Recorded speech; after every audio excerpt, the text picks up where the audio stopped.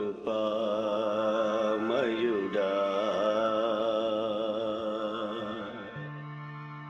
నీలోనా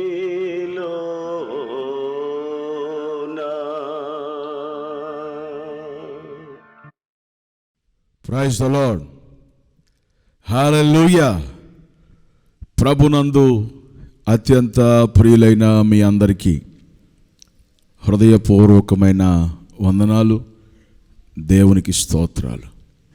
ప్రియులారా, ఈ ఉదయ కాలంలో మీకు శుభములు కలుగునుగాక. దేవుడు మిమ్ములను మీ కుటుంబాలని ఆశీర్వదించునుగాక. ఈ దినాన పుట్టినరోజు జరుపుకుంటున్నటువంటి బిడ్డలకు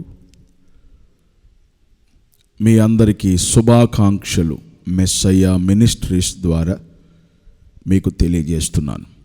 తర్వాత దేవుడు మీకు తోడుగా ఉండి ఆయన కృపాక్షేమాలు మీతో కూడా మీరు బ్రతుకు దినములన్నీ రావాలని, మీతో కూడా ఆయన కృపాక్షేమాలు రావాలని మీ కొరకు మేము ప్రార్థిస్తున్నాం. అంతేకాదు, ఈరోజు పెళ్లి రోజు జరుపుకుంటున్నటువంటి సహోదరులు సహోదరీలు మీకు మెస్సయ్య మినిస్ట్రీస్ ద్వారా హృదయపూర్వకమైన శుభాకాంక్షలు మీకు తెలియజేస్తున్నాను. మీకు శుభం కలుగునుగాక. ఇలాంటి పెళ్లి రోజులు అనేకము మీరు చేసుకోవాలి, దేవుణ్ణి స్తుతించాలి, దేవుణ్ణి మహింపరచాలి. మీ దాంపత్య జీవితాన్ని దేవుడు ఆశీర్వదించాలని మా ప్రార్థన. దేవుడు మీకు తోడై ఉండునుగాక. ఆమేన్. ప్రియులారా, అనుదినము ప్రత్యేకమైనటువంటి ఈ ప్రార్థనకు మీ అందరిని ఆహ్వానిస్తున్నాం. అనుదినము యేసయ్య కృప మీకు మీ కుటుంబానికి ఉండాలని ప్రియులారా, ఈ విధంగా మీ కొరకు ప్రార్థించడానికి మీ ముందుకు వచ్చాను. దేవుని సన్నిధి నిత్యము మీరు అనుభవిస్తూ ఆయన కృపలో వర్ధిల్లుదురుగాక. ప్రార్థన చేసుకొని కొద్ది నిమిషాలు దేవుని వాక్యం విందామా? ప్రార్థన. మహాపరిశుద్ధుడు అయిన మా ప్రియ తండ్రి, ప్రేమ స్వరూపుడు అయిన మా దేవ, మీకు వందనాలు స్తోత్రాలు చెల్లిస్తూ ఉన్నాం. ఈ ఉదయ కాలంలో నీ పాద సన్నిధికి వస్తున్నాము తండ్రి, దీవించండి. ఇదిగోనైనా అనుదినము నీ కృప మేము పొందుకోవాలి. అంతేకాదు, ఈ విధంగా నీ మాటల చేత మేము బలపరచబడటానికి, ఆశీర్వదించబడటానికి, ఒక వాగ్దానాన్ని మేము పొందుకొని నీలో నాయన వర్ధిల్లటానికి మీ సహాయం దయచేయండి. ఇదిగో ఈ యొక్క ప్రత్యేక ప్రార్థనలో పాల్గొన్న ప్రతి బిడ్డను దీవించమని యేసుక్రీస్తు నామములో ప్రార్థిస్తున్నాను తండ్రి. ఆమేన్, ఆమేన్. ప్రియులారా, ఇది నాన్న దేవుని యొక్క వాక్యాన్ని కొద్ది నిమిషాలు మనం ధ్యానం చేసుకుందాం. మొట్టమొదటిగా, సహజంగా చాలామంది నేను ఆశీర్వదించబడతానా అనే ఒక ప్రశ్న చాలామందిలో ఉన్నది. అంతేకాకుండా నేను అభివృద్ధి పొందుతానా వ్యాపారంలో కానీ, తర్వాత ఉద్యోగ ప్రమోషన్ విషయంలో కానీ, తర్వాత వ్యవసాయపరమైన విషయాల్లో కానీ, ఏ విధము చేతనైనా, ఏ పనైనా, ఏదైనా నేను అభివృద్ధి పొందుతానా ఒక ప్రశ్న. తర్వాత యవనస్తులైనటువంటి పిల్లలు, ఆడపిల్లైనా మగబిడ్డైనా వివాహాలు అవుతాయా, ఎప్పుడవుతాయి, మంచి సంబంధాలు దొరుకుతాయా అని ఇలా కొన్ని ప్రశ్నలు వేసుకుంటూ భయపడుతూ ఉంటారు. మరి కొంతమంది, నా జీవితం ఇంతేనా, నా జీవితం ఇట్లా గడిచిపోవటమేనా, నేనెప్పుడు పేదరికంలోనే ఉండిపోవాలా, నేనెప్పుడు ఆశీర్వాదం లేకుండా ఇలాగే నా బ్రతుకు గడిచిపోతుందా అని వారి హృదయాల్లో ప్రశ్నలు వేసుకుంటూ భయపడుతూ ఉంటారు. అయితే దేవుని యొక్క వాక్యములో దేవుడు ఏం చెప్తాడంటే, భయపడకుడి, భయపడకుము, భయపడకుము, భయపడకుము అని అనేక సార్లు బైబిల్లో దేవుడు కొంతమంది వ్యక్తుల జీవితంలో మాట్లాడటం మనం చూస్తాం. సహజంగా చాలా రకాలైనటువంటి భయాలు చాలామంది కలిగి ఉన్నారు.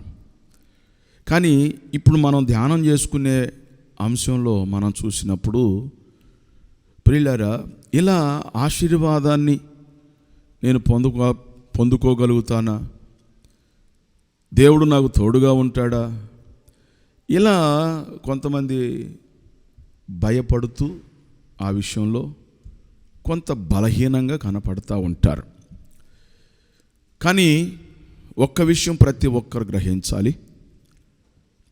దేవుని వాగ్దానాన్ని, నీవు దేవుణ్ణి నమ్మితే, దేవుని యందు విశ్వాసము నువ్వు ఉంచితే, నేను యేసయ్యను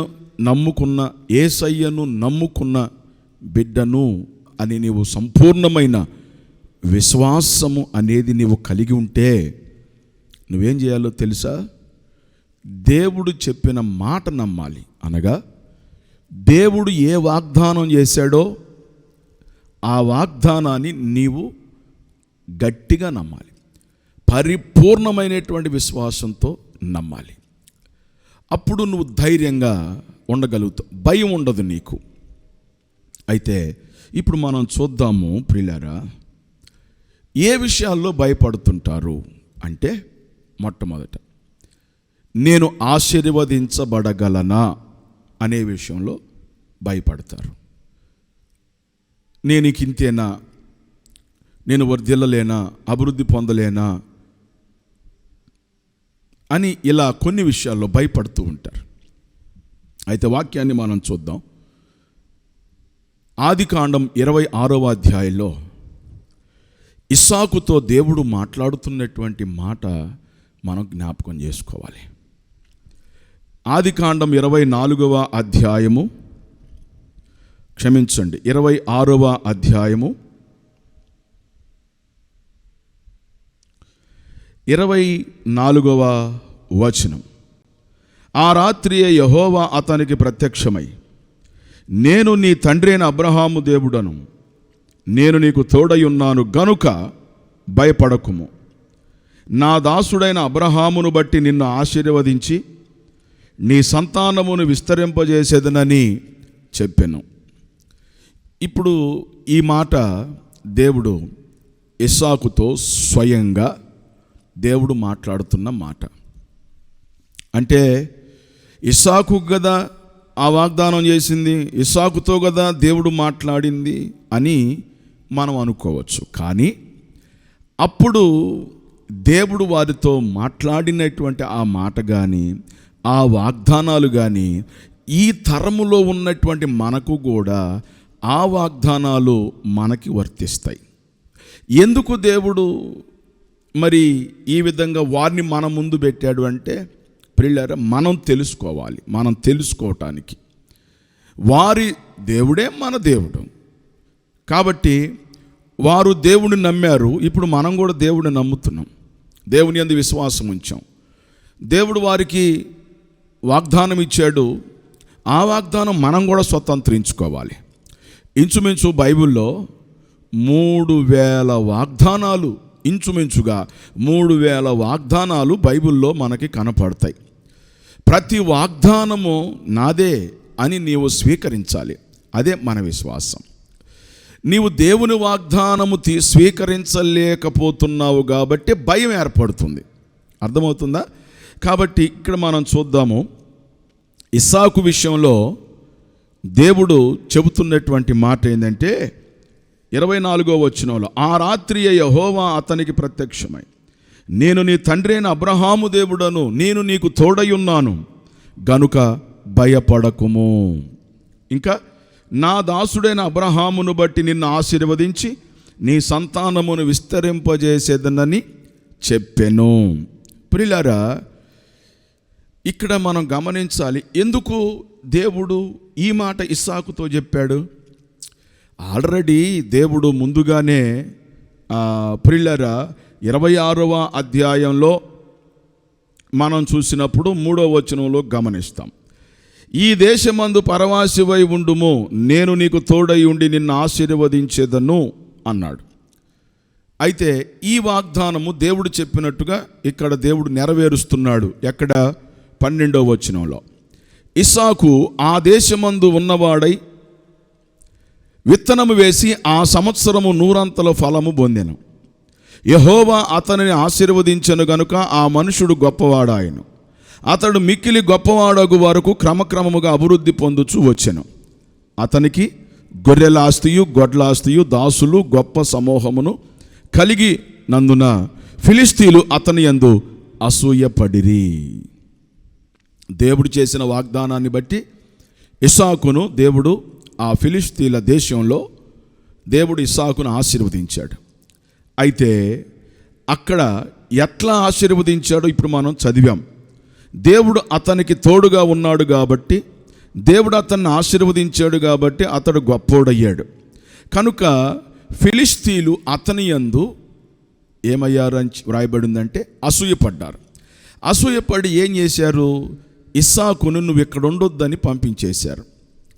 తర్వాత అతనికి నష్టాన్ని కలిగించటానికి, అతన్ని కృంగదీయటానికి రకరకాల ప్రయత్నాలు వారు చేస్తూ ఉన్నారు. ఏం చేస్తున్నారో మనం ఇక్కడ చూద్దాం. ఎట్లా చేస్తున్నారో వాళ్ళు అసూయ చేత. 16వ వచనం, అబీమెలెకు నీవు మాకంటే బహు బలము గలవాడవు గనుక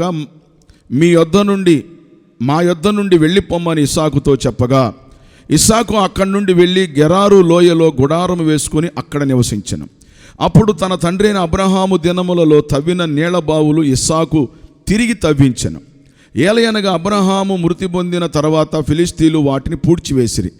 అతడు తన తండ్రి వాటికి పెట్టిన పేళ్లను చొప్పున తిరిగి వాటికి పేర్లు పెట్టెను. మరియు ఇస్సాకు దాసులు ఆ లోయలో తవ్వగా జలగల నీళ్ల బావి దొరికెను. అప్పుడు గెరారు కాపర్లు ఇస్సాకు కాపర్లతో జగడమాడి ఈ నీరు మాదే అని చెప్పాను గనుక వారు తనతో కలహించినందున అతడు ఆ బావికి ఏసేకు అని పేరు పెట్టాడు. వారు మరి యొక్క బావి తవ్వినప్పుడు దాని కొరకు జగడమాడిరి గనుక దానికి సిత్నా అని పేరు పెట్టారు. అతడు అక్కడి నుండి వెళ్ళి మరొక బావి తవ్వించెను. దాని విషయమై వారు జగడమాడలేదు గనుక అతడు ఇప్పుడు యెహోవా మనకు ఎడము కలుగజేసి ఉన్నాడు గనుక ఈ దేశమందు అభివృద్ధి పొందుదాం అనుకునే దానికి రహబోతు అని పేరు పెట్టెను. అక్కడ నుండి అతడు బేర్షెబాకు బయలు వెళ్ళెను. కాబట్టి గొడవలు జరుగుతున్నాయి, బావులు తవ్విస్తున్నాడు. ఈ బావి మాదే అంటున్నారు వాళ్ళు. వీళ్ళకి గొడవలు జరుగుతూ ఉన్నాయి. ప్రియులారా, ఒక్కొక్క ప్రాంతానికి ఒక్కొక్క బావికి ఒక్కొక్క పేరు పెడతా వచ్చాడు. అయితే ఇట్లాంటి ఆటంకాల అభ్యంతరాలు కలుగుతూ వచ్చాయి కాబట్టి దేవుడు ఇస్సాకును బలపరచడానికి, ఇస్సాకుని ధైర్యపరచడానికి దేవుడు ఇప్పుడు ఆయనే స్వయంగా ప్రత్యక్షమై 24వ వచనంలో మనం చూస్తే, ఆ రాత్రి ప్రత్యక్షమై నీ తండ్రి అయిన అబ్రహాము దేవుడను నేను నీకు తోడై ఉంటాను, నువ్వేం భయపడొద్దు అని చెప్తున్నాడు. అంటే వాళ్ళు ఏ విధముగా గొడవలాడుతున్నారు కాబట్టి ఆ గొడవలాడిన దాన్ని బట్టి ప్రియులారా దేవుడు ఇస్సాకు పక్షాన ఉండి ధైర్యపరిచి బలపరుస్తున్నాడు. ఇస్సాకును దేవుడు ఆశీర్వదిస్తానని చెప్పి ఆశీర్వదిస్తూ వచ్చాడు. కాబట్టి ప్రభునందు ప్రియమైనటువంటి దేవుని బిడ్డలారా, ఈరోజు ఒక్క మాట ప్రతి ఒక్కరు గమనించాలి. నీ జీవితంలో చాలామంది మనము ఎక్కి రాకుండా మనకు చాలా ఆటంకాలు కలుగజేస్తూ ఉంటారు. మనము వర్ధిల్లకుండా చాలా గొడవలు చేసేవాళ్ళు ఉంటారు, అసూయపడే వాళ్ళు ఉంటారు. వాస్తవానికి ఇస్సాకు మీద వాళ్ళు అసూయపడ్డారు. అలాగే అసూయ చేత కొంతమంది మన జీవితాలకి నష్టాన్ని కలుగజేయాలని చూస్తారు, ఇబ్బందులు కలుగజేయాలని చూస్తారు. ప్రియులారా, మనల్ని హేళన చేస్తారు, మనకి ఆటంకాలు కలుగజేస్తారు. అయితే నీవు ఇలాంటి పరిస్థితులను బట్టి నువ్వు భయపడొద్దు. ఎందుకంటే నీవు దేవుణ్ణి నమ్మి ఉన్నావు కాబట్టి దేవుడు నీ పక్షాన ఉంటాడు, నీకు తోడై ఉంటాడు కాబట్టి ఖచ్చితంగా నువ్వు భయపడాల్సిన అవసరం లేదు. ఖచ్చితంగా ఎన్ని ఆటంకాలు వచ్చినా, ఎన్ని అభ్యంతరాలు వచ్చినా, ఎవరు ఏ విధముగా నీ జీవితాన్ని నాశనం చేయాలని చూసినా మనుషులు దేవుని కంటే గొప్పోళ్ళు కాదు. కాబట్టి మన దేవుడు గొప్పోడని నువ్వు నమ్మావు గనుక, ఆయన యందు విశ్వాసం ఉంచావు గనుక, ఆయన మార్గం నడుస్తున్నావు గనుక దేవుడు నీకు తోడయుండి ఆయన ఎంత గొప్పవాడో వారికి తెలిసేటట్టుగా నిన్ను గొప్పగా ఆశీర్వదించబోతున్నాడు. కాబట్టి ఆశీర్వాదం పొందే విషయంలో నువ్వు భయపడవలసిన అవసరము లేదు. రెండవది, ప్రియులారా, కొన్నిసార్లు ఏ విషయాల్లో ప్రియులారా భయపడుతూ ఉంటారు అంటే కరువు కాలములో భయపడతారు. కరువు, ఇప్పుడు ఏది చూసినా రేట్లు పెరిగిపోయాయి. పెట్రోల్ రేట్లు పెరిగిపోయాయి, డీజిల్ రేట్లు పెరిగిపోయాయి, తర్వాత కిరాణా సరుకులు పెరిగిపోయాయి. ఏ వస్తువు చూసినా రేట్లు పెరిగిపోయి ఉన్నాయి. తర్వాత ఆహార పదార్థాల విషయంలోకి వచ్చేసరికి అవి కూడా రేట్లు పెరిగిపోయి ఉన్నాయి. ఏదో అలా కొంతమంది కాలం గడిపేస్తూ ఉన్నారు. సమృద్ధిగా ఒకప్పుడు ఉండేది, ఇప్పుడు సమృద్ధిగా లేదు. ప్రియులారా, కుటుంబంలో మరి ఆర్థికమైనటువంటి ఇబ్బందులను బట్టి సరైనటువంటి ఆహారము, సరైనటువంటి వస్త్రాలు లేనటువంటి కుటుంబాలు కూడా ఉన్నాయి. అయితే వస్త్రం లేదని, తిండి లేదని నువ్వేం భయపడొద్దు. ఎందుకంటే నీకు సమృద్ధినిచ్చేటటువంటి వాడు దేవుడు. ఆయన నిన్ను ఈ విషయాల్లో బలపరుస్తున్నాడు. కొంతమంది కరువు కాలములో ప్రియులారా, కరువు సమృద్ధిగా వారి జీవితాల్లో కరువు భయంకరంగా ఉన్నప్పుడు కరువులో సమృద్ధిగా దేవుడు మీకు ఇచ్చే దేవుడు. దేవునికి స్తోత్రం కలుగును గాక. కరువులో సమృద్ధిగా ఇస్తాడు, కరువులో సమృద్ధిగా ఇస్తాడు. అది గుర్తుపెట్టుకోండి. కరువులో అన్ని సమృద్ధిగా ఉన్నప్పుడు కాదు, కష్టాలు ఉన్నప్పుడే, బాధలు ఉన్నప్పుడే, కరువు ఉన్నప్పుడే, దేశంలో కరువు ఉన్నప్పుడే, వర్షాలు పడనప్పుడే దేవుడు నీకు సహాయం చేస్తాడు. ఎందుకంటే నిన్ను విడిచిపెట్టే దేవుడు కాదు. ఎందుకు? నీవు ఆయన యందు విశ్వాసం ఉంచిన బిడ్డవు కాబట్టి. ఇక్కడ వాక్యాన్ని మనం చూద్దాం. రాజుల మొదటి గ్రంథము 17వ అధ్యాయము 13వ వచనాన్ని మనం చూసినప్పుడు, రాజుల మొదటి గ్రంథము 17వ అధ్యాయము 13వ వచనాన్ని ఒకసారి మనం చూద్దాం. అయితే రాజుల మొదటి గ్రంథము 17వ అధ్యాయము 13వ వచనం. అప్పుడు ఏలియా ఆమెతో ఇట్లనెను, భయపడొద్దు, పోయి నీవు చెప్పినట్లు చేయుము. అయితే అందులో నాకు ఒక చిన్న అప్పము మొదట చేసి నా యొద్దకు తీసుకొని రమ్ము. తర్వాత నీకును నీ బిడ్డకును అప్పములు చేసుకొనుము. భూమి మీద యెహోవా వర్షము కురిపించు వరకు ఆ తొట్టిలో ఉన్న పిండి తక్కువ కాదు, బుడ్డిలో నూనె అయిపోదని ఇశ్రాయేలు దేవుడైన యెహోవా సెలవిచ్చి ఉన్నాడు అనెను. దేవునికి స్తోత్రం కలుగును గాక. ప్రియులారా, భూమి మీద వర్షం పడతలేదు. 3.5 సంవత్సరాలు వర్షము లేకుండా ప్రియులారా ఉండటం వలన కరువు వచ్చేసింది, పంటలు పండట్లేదు. ఏలియానేమో దేవుడు కెరీతు వాగు దగ్గరికి మొట్టమొదట పొమ్మన్నాడు.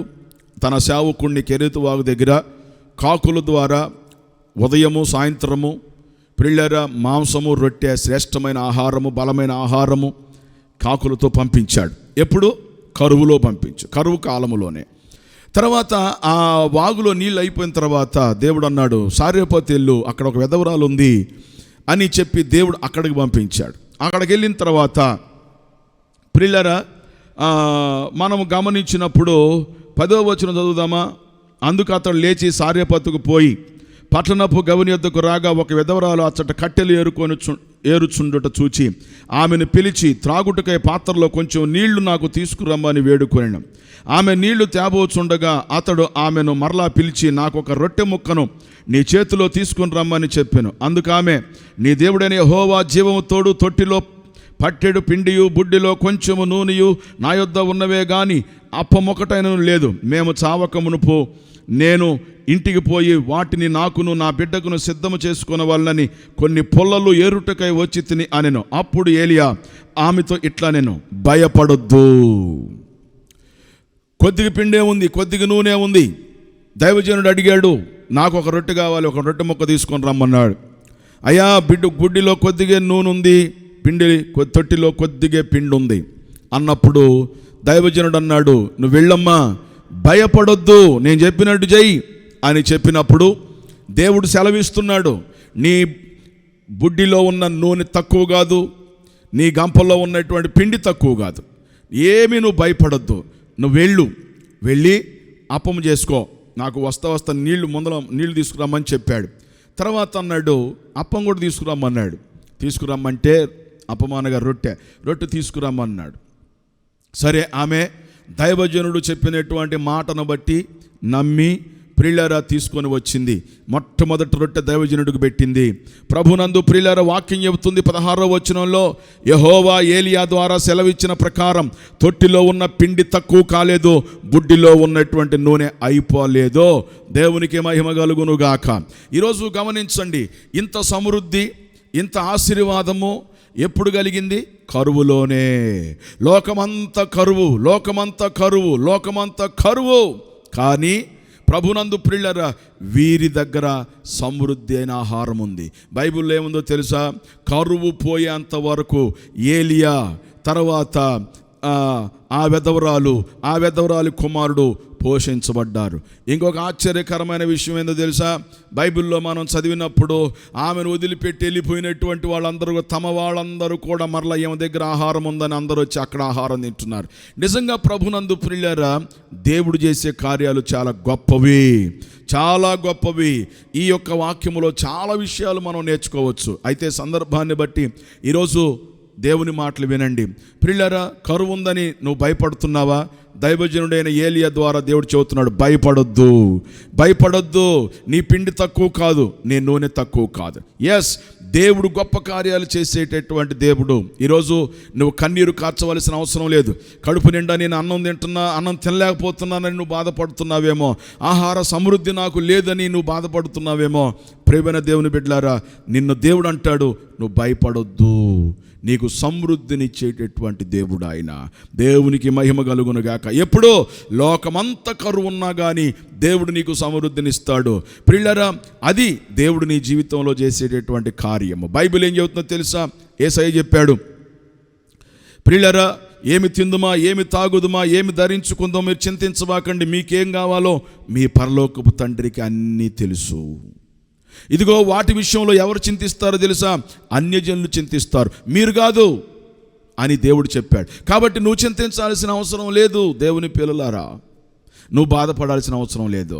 కాబట్టి ఈరోజు నీకు కరువు ఉందని, ఇబ్బందులు ఉన్నాయని నువ్వు భయపడుతున్నావు కాదు, దేవుడు అంటాడు నువ్వు భయపడొద్దు. తర్వాత మూడో విషయం, ప్రియులారా, మనం గమనించినప్పుడు బలహీనతలో బలాన్ని ఇచ్చేటటువంటి దేవుడు. బలహీనతలో బలాన్ని ఇస్తాడు కాబట్టి మనం భయపడవలసినటువంటి అవసరము లేదు. మనల్ని బలపరిచే దేవుడు ఆయన. మనం బలహీనులమైన మనల్ని బలపరిచేటటువంటి దేవుడు, మన పక్షా నుండి ప్రియులారా కార్యాలు జరిగించే దేవుడు. అది మనం బైబిల్లో చూద్దాం. రాజుల 2వ గ్రంథం 6వ అధ్యాయం. రాజుల 2వ గ్రంథము 6వ అధ్యాయంలో ఈ మాటలు మనం చూడవచ్చు. ప్రియులారా, ఏం జరుగుతుంది అక్కడ, ఏం జరిగింది అక్కడ అనేది మనం చూసినప్పుడు, ప్రియులారా, రాజుల 2వ గ్రంథం 6వ అధ్యాయము 16వ వచనాన్ని ఒకసారి మనం చూద్దాం. అతడు భయపడొద్దు, మన పక్షముననున్నవారు వారికంటే అధికులై ఉన్నారని చెప్పి, యెహోవా వీడు చూచున్నట్లు దయచేసి వీడి కండ్లను తెరవమని ఏలియా ప్రార్థన చేయగా, యెహోవా ఆ పనివాని కండ్లను తెరవజేసెను గనుక వాడు ఎలీషా చుట్టూను పర్వతములు అగ్ని గుర్రముల చేత రథముల చేతను నిండి ఉండుట చూచెను.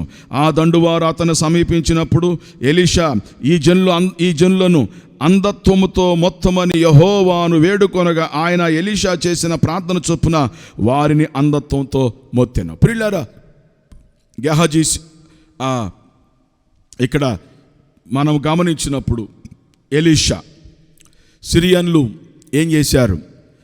ప్రియులారా, ఎలీషా ఉన్నటువంటి గుడారము చుట్టూ వారందరూ చేరారు. ఎందుకు? ఎలీషాను పట్టుకొని రావాలి. రాజు సెలవిచ్చాడు, సిరియా రాజు చెప్పాడు. మీరు గమనించాలి, సిరియా రాజు చెప్పాడు. వీళ్ళు వెళ్ళారు, బలవంతులు గుర్రాలు వేసుకొని వెళ్ళారు, కత్తులు కటార్లు అన్నీ తీసుకొని పోయారు. గమనించాలి,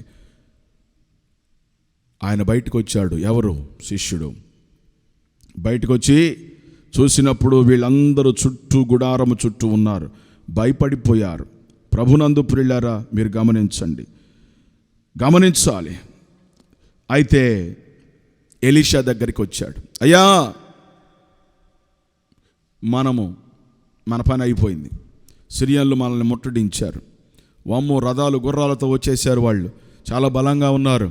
అయ్యా, ఇక అయిపోయింది, ఈరోజుతో మన చాప్టర్ క్లోజ్, అయిపోయాం మనం అన్నట్టుగా చెప్తా ఉంటే, ప్రభునందు ప్రియులారా, దైవజనుడు ఏమన్నాడో తెలుసా?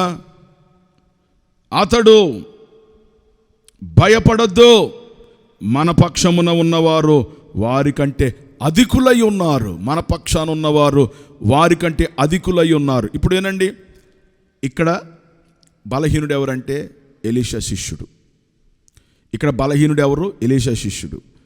దైవజనుడు బలంగానే ఉన్నాడు, ఎందుకంటే అతడు దేవుని కార్యాలు చూసేవాడు కాబట్టి, చూస్తున్నాడు కాబట్టి, ప్రభునందు ప్రియులారా, దేవుని అభిషేకం ఆయన మీద ఉంది కాబట్టి ఆయన చాలా ధైర్యంగానే ఉన్నాడు. అయితే ఇతను బలహీనపడిపోతున్నాడు. బలహీనుడు బలహీనంగా ఉండబట్టి అవిశ్వాసంగా మాట్లాడుతున్నాడు. ప్రియులారా, వారి బలాన్ని చూశాడంతే, కానీ దేవుని బలాన్ని ఇతను చూడలేకపోయాడు. ఈరోజు దేవుని పిల్లలారా, ప్రకృతి సంబంధమైనటువంటి మనుషుల యొక్క బలాన్ని నువ్వు చూస్తున్నావేమో, లేకపోతే ప్రకృతి సంబంధమైన ఈ భూ సంబంధమైనటువంటి విషయాల వైపు చూసి, ఈ మనుషుల వైపు చూసి ఒకవేళ నువ్వు బలహీనపడుతున్నావేమో. ప్రియులారా, శత్రువును చూసి, అపవాదిని చూసి నువ్వు భయపడుతున్నావేమో. జాగ్రత్తగా వినండి, దేవుడు చెప్తున్నాడు ఎలీషా ద్వారా, భయపడొద్దు. ఇదిగో, ఈ మన చుట్టూ ఉన్నటువంటి వీరందరికంటే మనతో ఉన్నవారు చాలా బలవంతుడు, మన పక్షాన ఉన్నటువంటి వాడు వారికంటే అధికులై ఉన్నారు అని చెప్పి తన శిష్యుణ్ణి బలపరుస్తాడు.